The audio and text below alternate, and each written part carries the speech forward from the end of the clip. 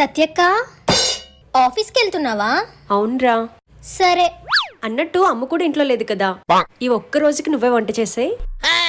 నేనెందుకు చేస్తాను? నేను చేయను. ఆఫీస్ నుంచి వచ్చాక నువ్వే చేసుకో.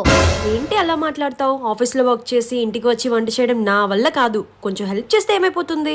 నీకు ఒక్కదానికి పనులు ఉన్నాయనుకుంటున్నావా ఏంటి? నాకు కూడా చాలా పనులు ఉన్నాయి. చదువుకోవాలి, యూట్యూబ్ లో పోస్ట్ పెట్టాలి, ఇన్స్టాగ్రామ్ చూడాలి, వాట్సాప్ స్టేటస్ పెట్టాలి. తల్లి నీకో దండం, నేనే వచ్చి వంట చేసుకుంటా. అట్లీస్ట్ కూరకు కావాల్సిన కూరగాయలైనా కట్ చేసి ఉంచు. ఒక నిమిషం ఉండి ఇప్పుడే వస్తాను. ఇదిగో, ఇది పట్టుకెళ్ళు. ఏంటి ఈ కవర్ ఇంత బరువుగుంది? ఏమున్నాయి ఇందులో? ఆ కవర్ లో కూరగాయలు, చాకు పెట్టాను. ఆఫీస్ లో వీలైనప్పుడల్లా కట్ చేసి పక్కన ఉంచుకో. సాయంత్రం వంట చేసుకోవడానికి నీకే సులువుగా ఉంటుంది. ఇంత సాడిస్ట్ దాని వింటే నువ్వు